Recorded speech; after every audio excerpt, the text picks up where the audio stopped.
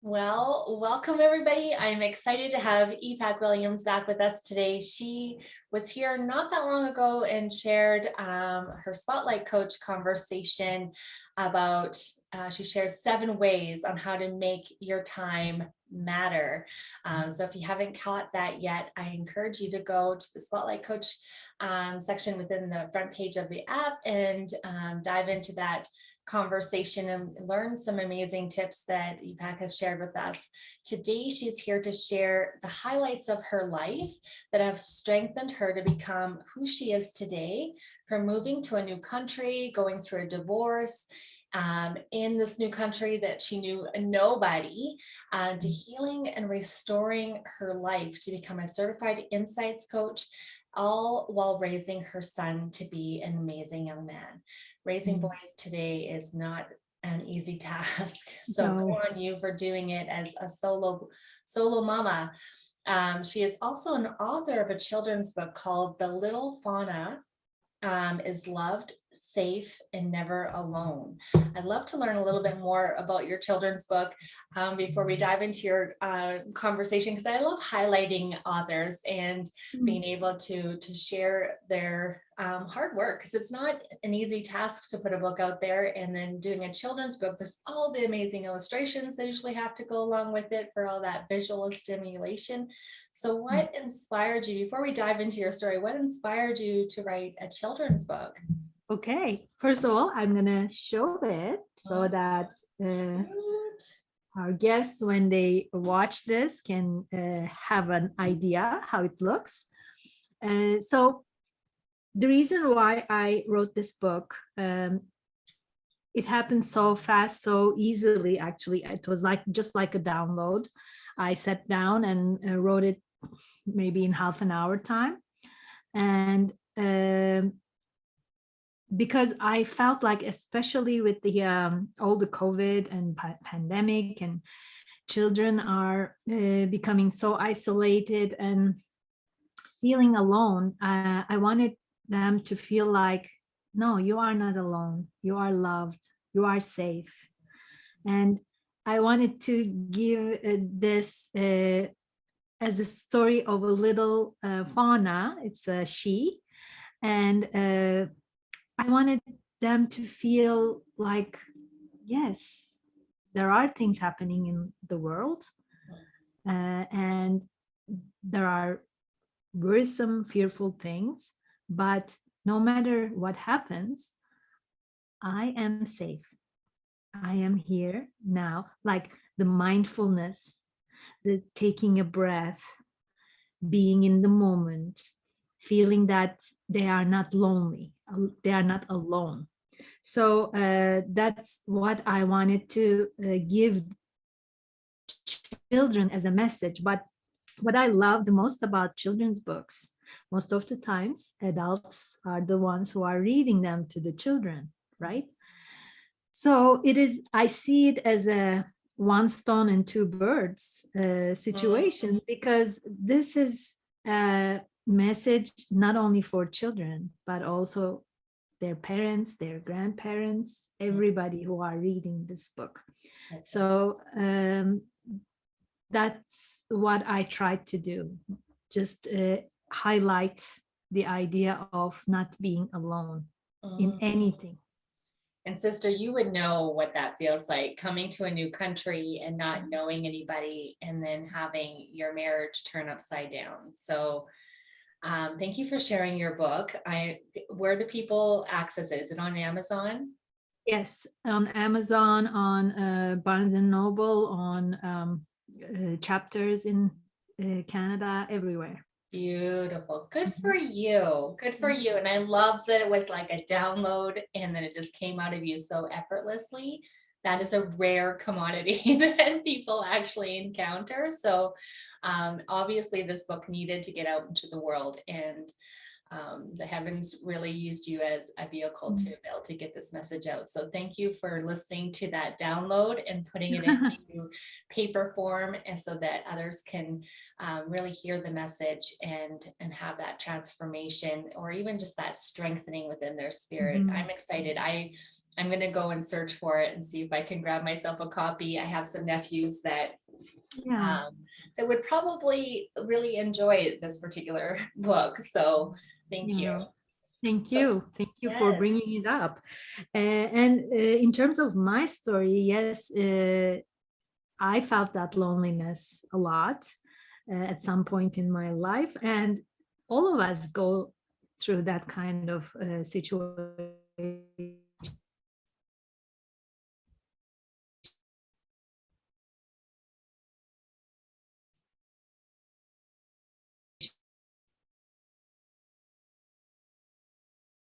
You have problems, you have more alone times, and then better times follow. When we know that things gonna get better, there's always something that will get better. And in my life, my motto is, if one person could do something, I can do that too. Because nobody is better than the other. We all have different qualities, different gifts, different things that we offer to the world. So we can do anything. Yes, and there's actually, I think there's a children's song. Maybe it's not the same song I got ringing in my head, but I keep hearing this tune. If there's something that you can do, maybe it wasn't such a great song. Maybe it's like the chorus is coming to me as like, anything that you can do, I can do better. I don't think that's the message that we're trying to lay down here, but I think that's the tune that's running through my head. So I apologize for having that trigger point.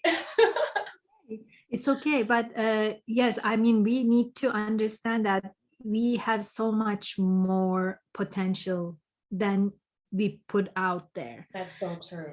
So we can do anything. And especially in my story, I was born in Turkey, Istanbul.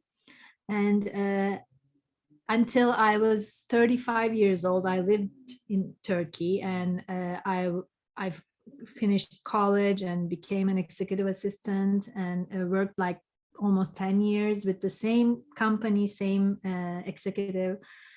And then as a family, we moved to Canada.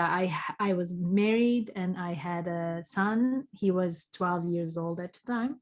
And then when we moved to Canada, of course, it was a culture shock for all of us. But we loved the country. We had a couple of friends, and that was great. But then my marriage came to an end, and my ex-husband now chose to go back to Turkey. So the reason why we moved was for our son, for his future. And I decided to stay, and I decided to have him the chance to grow into this country. But it was really, really hard. Of course, I was fortunate to have a job as an executive assistant then again. And my son and I lived just two of us together, without any family, without any support, without anything. So it was a difficult time, but also a huge growth for both of us. So what I see when I look at adversities like this, and of course, I'm not the only single parent who had to raise their child in a different country. It's happening all the time, all around the world. But when we get through those hard times, what are we learning from it? How can we pass it along to anybody who might be going through the same things. How can we grow from that to become a better person, to become a person who can come with lots of solutions rather than complaints? How can I make things better? How can I learn? That's right.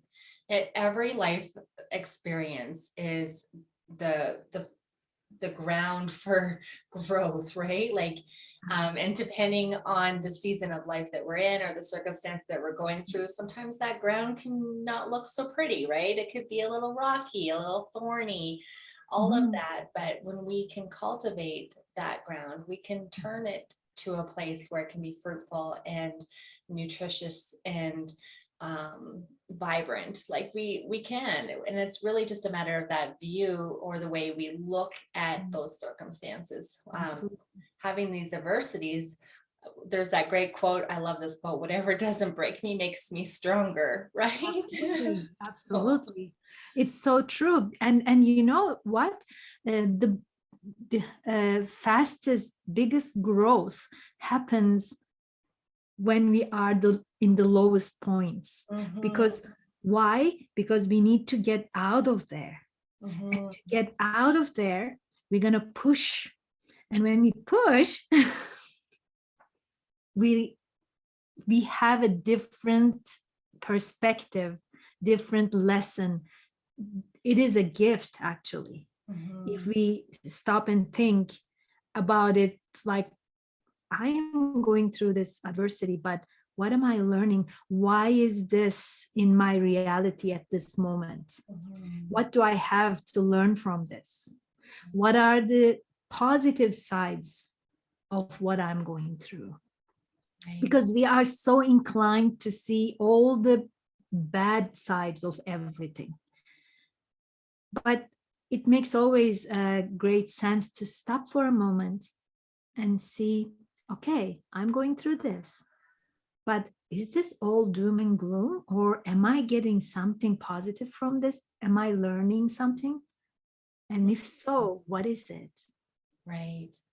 I love that questioning, because sometimes when we're in the thick of our storms, we can feel very victimized. And then when we get caught up in that tornado of victimhood, it's paralyzing and it can destroy your future endeavors.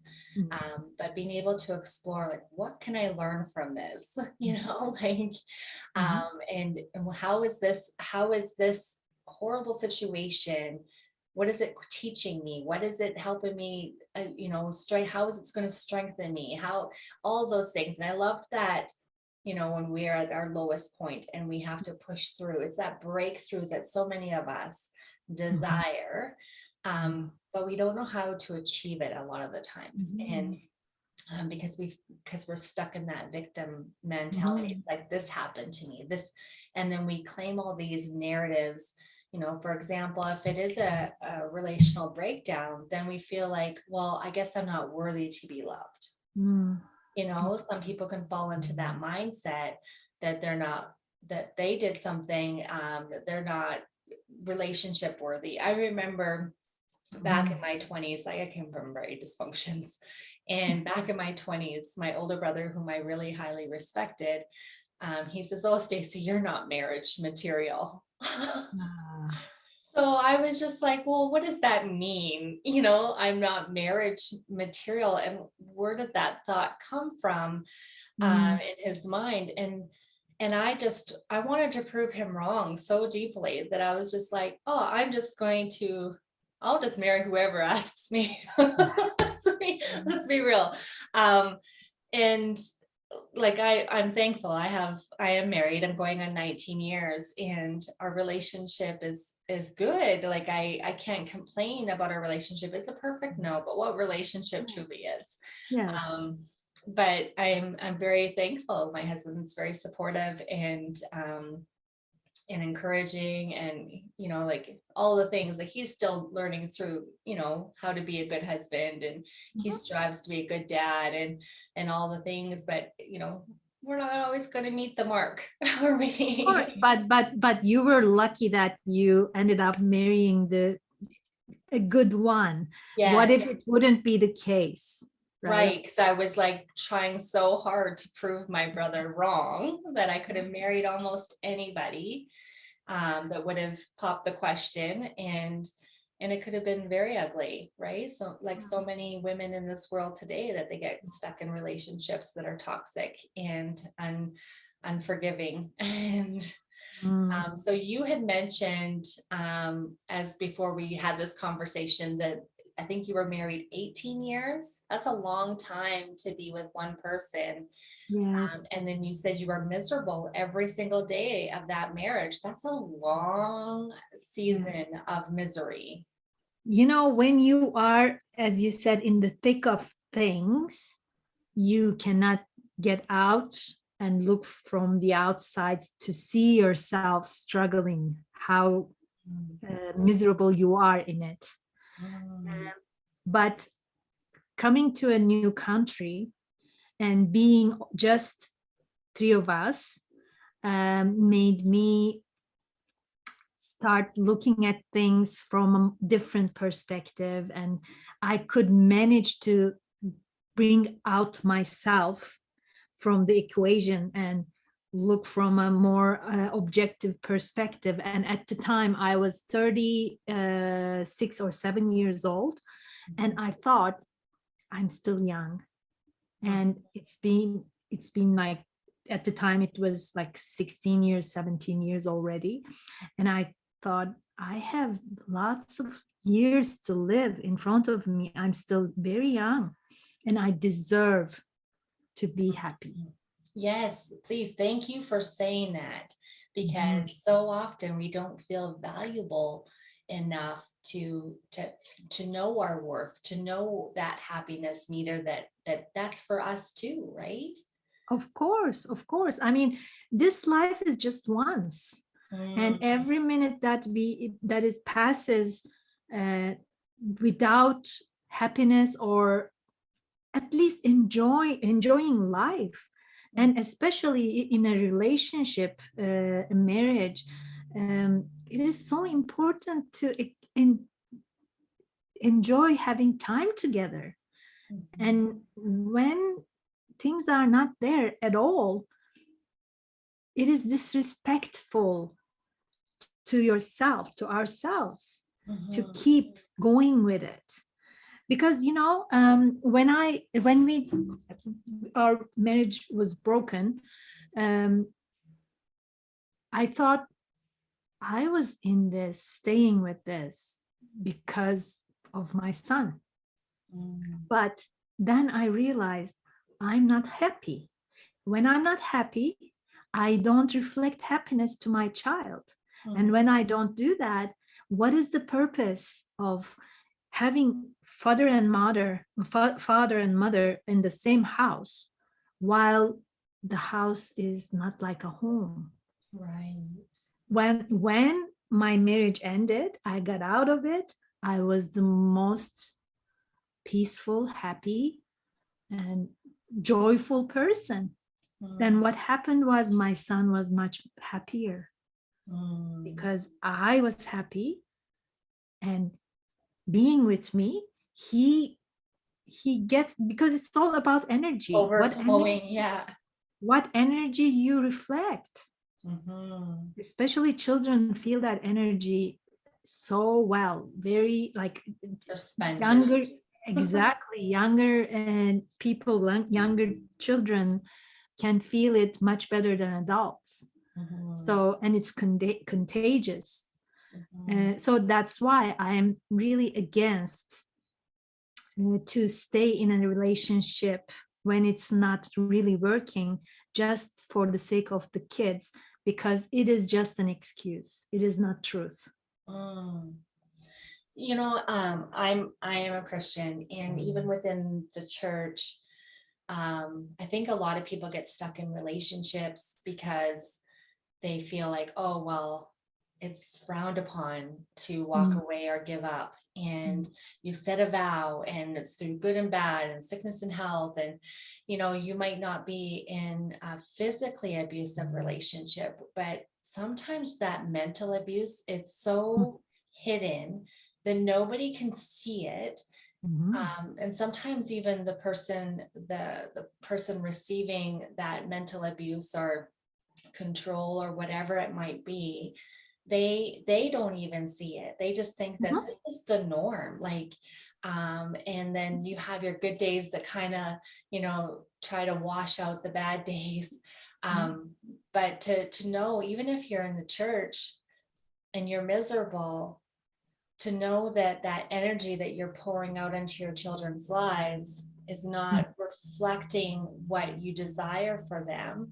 You want them to be in a happy environment, a joyful mhm. environment, so that they can excel as good humans, right? Because Absolutely, that's our absolutely. job as a parent, is to ensure that they're going to go off into the world and be able to support themselves and be able to achieve their goals.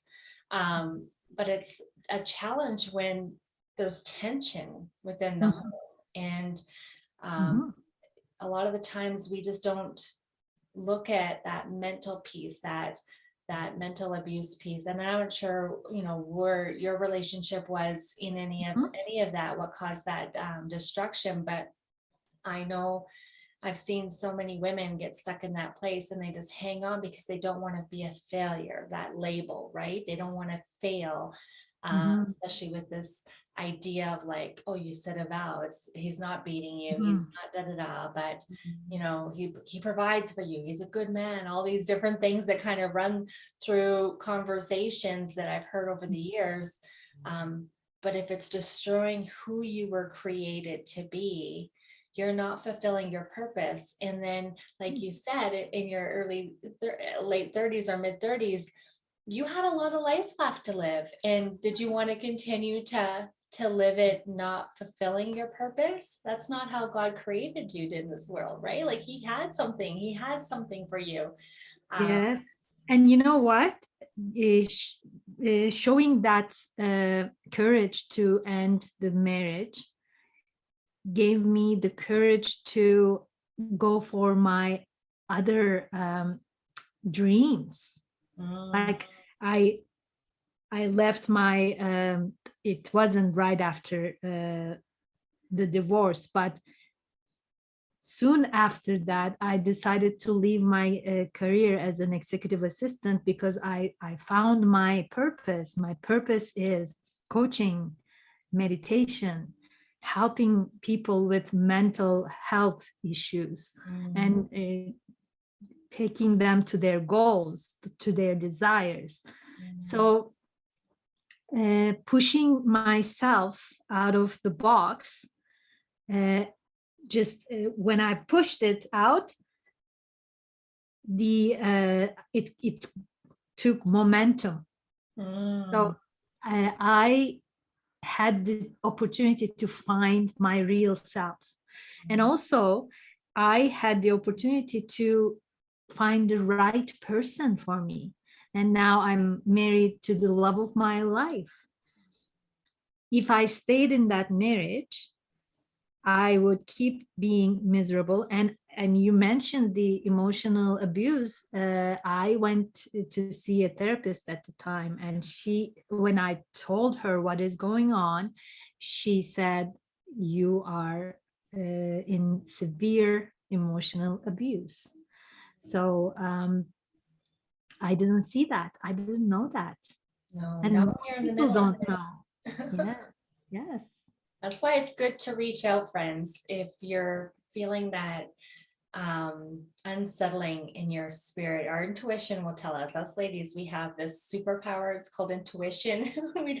we have to tap into it sometimes and actually listen to what our body's telling us, because um, it's not going to lead you astray. A lot of people say, I've heard people say like, oh, your heart's going to lead you astray if you always lead with your heart. Well, I'm Mm. sorry, I'm definitely a heart leader. I always lead with my heart. Yeah. And has it led me astray? It may have from time to time. Has it gotten me hurt? Yes, absolutely. But that's part of the growth, right? That's Mhm. part of the understanding and learning who I was created to be. That the mental abuse, though, like you said, you don't recognize it when you're in the thick of it, Yes, like being in the middle of a unfortunately, yes. tornado. And I agree with you. I was more of a logical person, and but I have realized after time and time again experiencing what whenever I didn't follow my gut feeling, my intuition, every time it turned out to be the wrong way to go. So I found out the hard way that my intuition is telling me the truth. I just don't choose to listen to it. And when I started choosing to listen to it, everything changed. That's right. Yeah. So good. So when you had that, like, oh, I need to make a change. What was that when you woke up that morning, like what were you like, okay, this is I'm concrete. This is what I'm going to do. Mhm, To take myself back, take my power back. mhm. So when I made up my mind, yes, it was just like that. I got up one day and uh, I thought, this is the day I have to talk to him. I'll tell him this is not going, and he's young, I'm young. We deserve a better life, better relationships. So that's how it happened. I told him, and he was 100% no, no, this is not possible. We have a child together, we have a marriage, we came to another country. It's not negotiable. Our marriage is gonna continue. Mm, And it took for me a year to convince him. A year, 1 year of hell, living hell. right. Yeah, because I can see him trying to Mhm. you know manipulate the situation to make you change your mind. Yes, yes. And I went through quite tough times. I mean, he took away everything from me, everything like money and anything. I didn't have access to anything after that day on. Mm, So that I cannot just get up and leave. I right. didn't have anything. Everything was going to. I was working. I was making money, but my money wasn't in my control. Right. And So ladies, that is a form of abuse as well when they take away the control of yes, the finance. yes, It paralyzes you. It sets them to think that they're better than you, and that if they can control the money, they can control you, yeah, right? yeah. Because if I choose to leave, where am I gonna go? Mhm. I don't have any money. So it was another way of manipulating and keeping me under like chaining me Mhm. to the relationship. So when did So you wake up and be like, okay, you're right, maybe this isn't working? uh, my family and my friends ended up involving themselves in this situation to support me, and because we were in another country, right? Nobody is around us, no family, no friends, nobody. So it was easier for him to be on top of everything. But when my family, my brother, my father, they said, look, this is not right, you cannot do this, and we don't want it to go to harder ways, so please be rational, and this is not going anywhere. So he ended up understanding it, And finally, he left. He went back to Turkey, and I stayed with my son here, and So that's a long we had a distance. party. And does your son still have a relationship with his dad? Of course, of Good. course, of course. And that's such a long distance to be able to nurture the father-son relationship, right? Yes. So how has that affected your young man?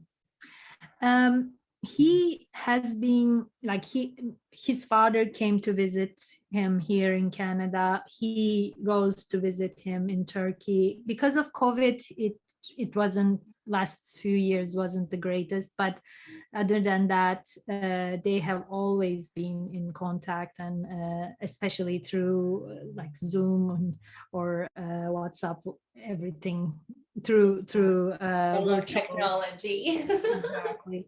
So I never wanted to manipulate any of that. I just wanted him to have a good relationship with his father, and it was like that. He never had any problems. They went for vacations together. So it is a good relationship, and he's happy. I mean, they are both happy. And at the end of the day, my ex-husband now has a girlfriend too, and he's very happy with her. So win-win, everybody is happy. Yes. We were not happy together. Yeah, and it becomes toxic for both of you, right? Yes, exactly. Yeah. So Well, there's no need to insist to keep for the sake of keeping a relationship. right. That is like, come on, ladies, say that again, Ipek, because that was gold. There is no need to keep a relationship just for the sake of keeping it. Right. Especially like if both parties are miserable. Even if one party is miserable, that's enough, more than enough. Because a relationship is equals happiness, happy, being in line, connected. And if it's not there, either work on it, try everything, and see if it's working. If you find a way to make it work better, and after that, if it doesn't work, you try everything and it doesn't work, then there's no need to push. That's right. That's right. That's so good. Like, you can't force a situation to work in your favor, just to avoid the difficulty that could possibly come by stepping out of the box. Like you had said, you had to break through that box. And I know that 18 years with somebody, there's a lot of things that intertwine in 18 years. And so to step out of And the the funny thing is, Stacy, when people heard that we were getting divorced, they said, "Oh my God, he's the best person ever. How would you want to divorce this person?" Because it's so normal. Because, from people looking from outside never know what's going on in a marriage. No. They think that he's a great person and he's treating them wonderfully, and they think that he's treating me or my son the same way. But it might not be the case. So nothing is as it looks from outside. Only people who are in that relationship would know what is going on there. So I am so against judging people for their decisions about getting divorced, getting separated, because you never know. You cannot judge anybody. You most certainly can't, because especially if that person is a master at manipulation, they can let anybody and everybody outside of your circle fall in love with them, right? Like, they think that they are the best thing since Yeah, sliced bread, and that absolutely. fills their pride, and they come back into this relationship and think doesn't really matter what how you feel. I have all these people that admire me, and you're going to do it as I say. Yeah. Right. And what happened was when we got divorced and he went back to Turkey, he took all the money and everything. And so I bought him out from the house that we had, but obviously it was very hard for me to afford that. I could go on for just 1 year and then I had to sell the house and I had to find a place to rent, and lots of financial difficulties I went through. Uh, and I see this as one of the main reasons why people stay in marriages, because of the uncertainty of how am I gonna afford this and that. But you know, when you take the step, the universe comes and helps you. God comes and helps you, like people around you, like friends, family, even from far. They make you feel like you're not alone. Right. You can do anything. You can create anything. Every morning we wake up, we are creating ourselves. Yeah, we get to make a choice every morning who we want to be. Absolutely. Who am I being? Is this the legacy I want to leave behind? Is this what I want people to remember? A miserable, unhappy, drained emotionally, physically, mentally, individual in this footprint of a world? Or do I want to rise above and make a difference like you have, like you've stepped into this coaching realm to be able to make a difference in other people's lives? You wrote a children's book to not just inspire the young people, but to inspire the readers as well, to let them know that they're not alone, that they're not suffering in silence, right? And you know, if I could do any of this, anybody watching this can too. That's right. That's my main goal as a coach, you know, to explain, make people understand you have the power to make anything possible for yourself. That's my life purpose, to show as many people as possible that they can do anything. They have everything they need in them. They don't need anybody. That's right. We just desire that because society is painted like this is the perfect life. You grow up, you get married, have children, raise a family, and then you die. Right?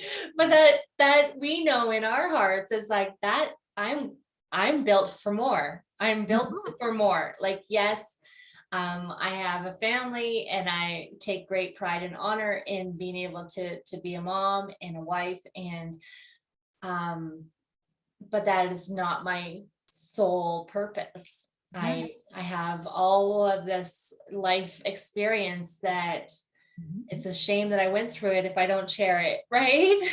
Absolutely, absolutely. We are Yeah. much more than the roles that are given to us as a mother, as a sister, as a daughter, as a friend, as a wife. We are human beings first and foremost.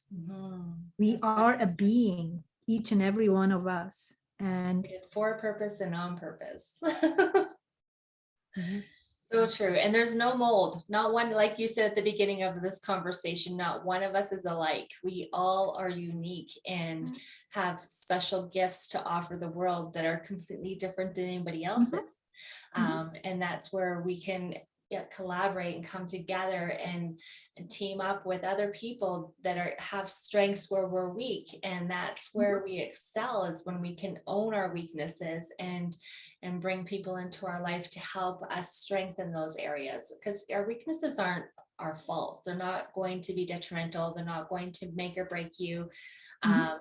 We can always strengthen those weaknesses, but like at the beginning of this conversation is just asking yourself those questions at the same time and just digging into like, okay, well, where is my joy meter? Like on a Yeah. scale of 1 to 10, and can I increase it? And what kinds of things can I do to establish a higher sense of joy and purpose in this life? And for you, it was to break free from that box of that initial marriage so that you can step into a more joyous you, so that you can have a clearer vision as to your purpose. Like sometimes when you're in that pain place, you don't see what you're really called for, like what you're really created for. And we lose Absolutely. focus in that. And Mhm. I love that word joy meter, because a few years ago on my birthday, I made a promise to myself. I said, I'm not going to be doing anything from this day on that doesn't give me joy in life. Mhm. So, joy is my compass. What is giving me joy? Like meditation, creating meditations, writing meditations, and recording them, sharing them, coaching, like opening up new doors for people and help them see, oh my God, I have so much possibilities in front of me.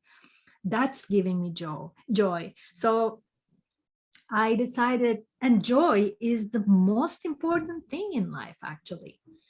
When you find the thing that is bringing you joy, just go for it.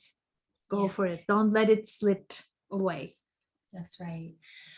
My Bible tells me that the joy of the Lord is our strength. And so when we look at joy, and if we can really tap into the power that joy can bring into our lives, it will strengthen you.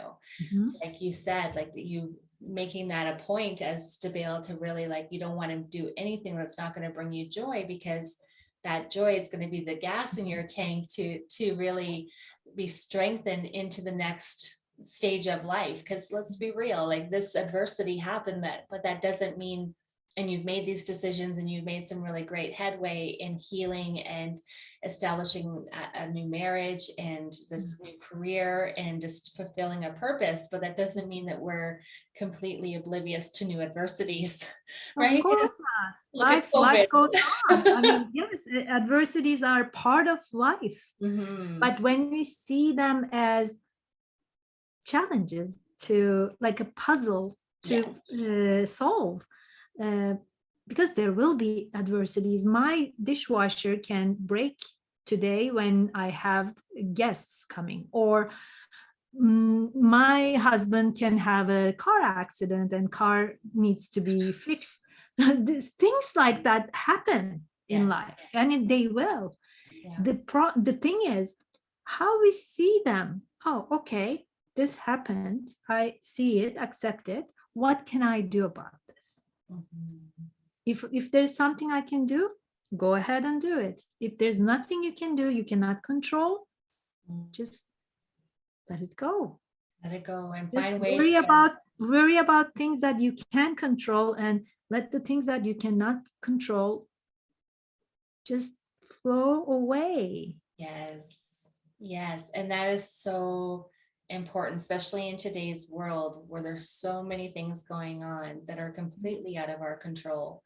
But to be able to know what brings you joy, whether that be the meditation or spending time with friends and family, going on, solo vacations, like Mhm. If just yes, get with if that brings yourself. you joy, yes, Mhm. of course. Whatever it is, and being able to have the strength within yourself to be honest as to what those things are that would raise your joy meter, because sometimes we're not completely honest with ourselves because we have these expectations from others coming Mhm. at us, and we feel if we say that we want X, Y, and Z, that it'll be selfish because I'm letting somebody else down. Mm, I want to encourage you to bury those thoughts because yes. it's not selfish. And Just like Ipak said, it was just like, it's one thing to have your mother and father in the same house, but if there's conflict and things going on, then it's not creating that loving home that we desire for our young people.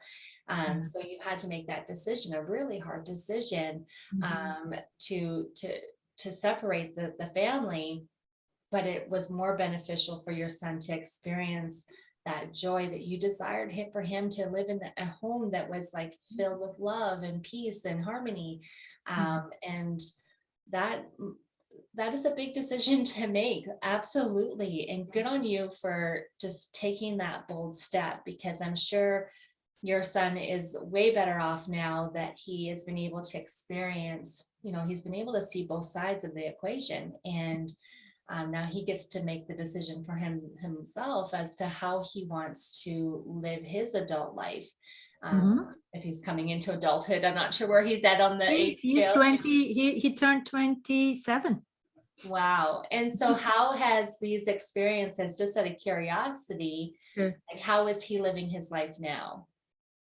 Well, he's a so loving, heart-centered person, and I'm so proud of him. And I believe going through that experience made him so much more stronger and so much more emotionally balanced person, because he knows both sides of, like, he knows a lot about relationships, what could go well, what could be not well.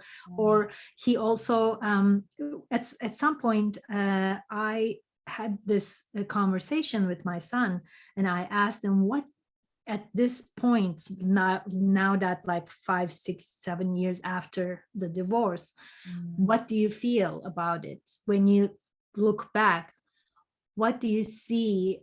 How do you feel about it? And what he told me was, Mom, you did 100% the right thing. That's so enforcing. So good. And he's so happy right now. He loves his stepfather, my husband, but he also loves his father. He also loves his father's girlfriend, and also his father's girlfriend's son is now his friend. So he has now 2 sets of parents with siblings on that side, and on here my husband has 2 sons too. So he always wanted siblings, for example. Oh, that's so good. But we didn't have another child, so now he has 2 brothers on this side and 1 brother on the other side.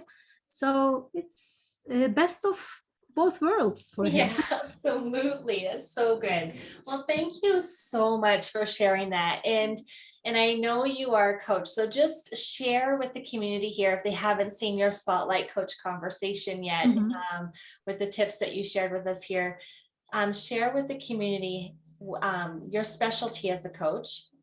Obviously, we've heard meditation is definitely in your core of your heart, but how you serve them and how they can get in touch with you if they want to dig in and see if you'd be a good coach for them. Of course. So I am an insight coach. What insight coach entails is that I help people, women mostly, to find the power in them that they have to change things. I love to work with people who are going through a change or planning to make a change. It could be a divorce, getting married, moving abroad, retiring, changing careers, however that could be. So I am so much in love in managing change. So I love helping people with that as a coach. And also I am a meditation teacher. I have more than 50 meditations with the Insight Timer app. And I'm also doing live meditations there, so they can find me there too. And if they would like to reach out to me, I have ipekwilliamsoncoaching.com as my website. And there they can find the link to my book, Little Fawna, on Amazon. And they can reach me, they can find me, they Google my name, they will find me. I'm everywhere on social media. You are amazing. I am not everywhere on social media, but so good on you for just being able to do what lights you up, and for taking that bold step and being able to give back to the world this passion that you have to really help people navigate change, because change can be scary for a lot of people, but to have your soft heart to come alongside them and be their cheerleader and help navigate some of the steps that the changes will bring.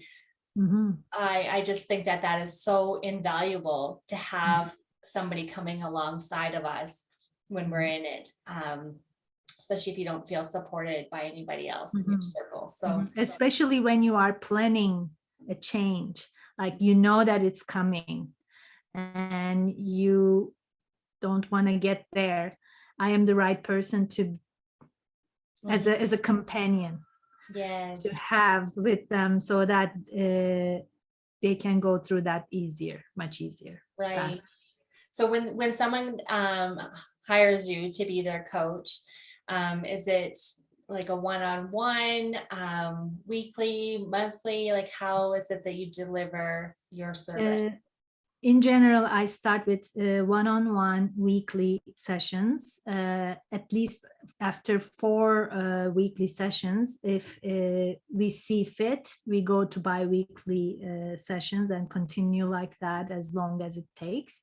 But if the person I'm working with, some people say, okay, I don't want to go to bi-weekly, I want to stay weekly, then we continue that way. It changes, it depends on the needs and urgency of the situation and everything.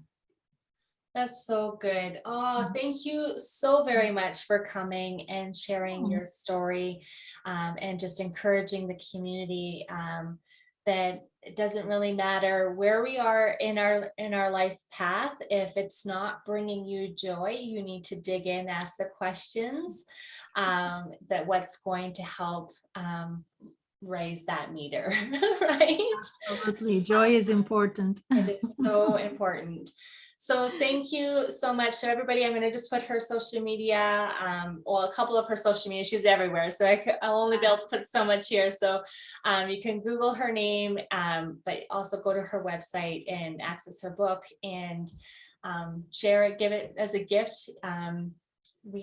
We are in Maine. We're past Easter. Who am I kidding? So I'm like, use it as a really good gift. Like, I'm sure if any of you have children and you have birthday parties coming up, it would be a great gift to be able to extend to those little people and family abroad. So thank you so very much for coming today, my friend. Thank you, Stacy.